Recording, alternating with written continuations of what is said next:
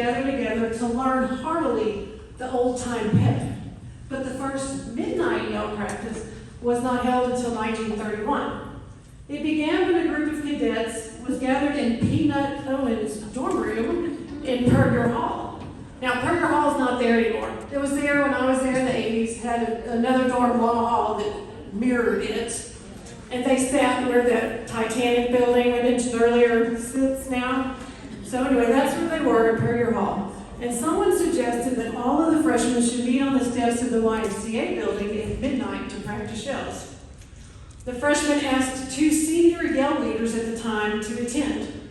The two senior yell leaders said they couldn't authorize the event, but they just might happen to show up. So word spread about the gathering quickly, and that evening, midnight yell practice was born.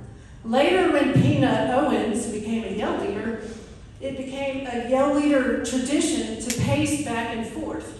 This is because Owen's feet were too big to fit on the steps of the YMCA building, so he paced in order to keep his balance, and then the other yell leaders joined in.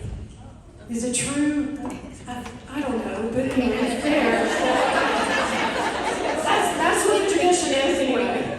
So today, Aggies hold midnight yell practice at Kyle Field the night before every home game. It is regularly attended by more than 25,000 people and begins when the yell leaders lead the Fighting Texas Aggie Band and current and former students into the stadium.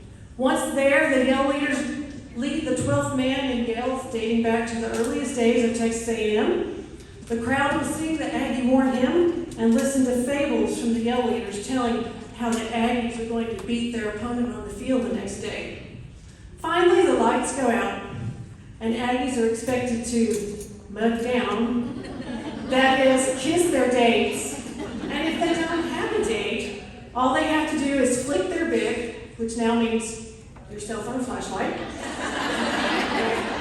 As the story goes, the flames make it easier for two dateless people to find a kiss. So, midnight yell practice is great fun as a student. I've been to midnight yell practice a couple of times in the past decade, and midnight is not getting any earlier, I can tell you that. So, anyway, that is the history of midnight yell practice, which gets us into Aggie spirit.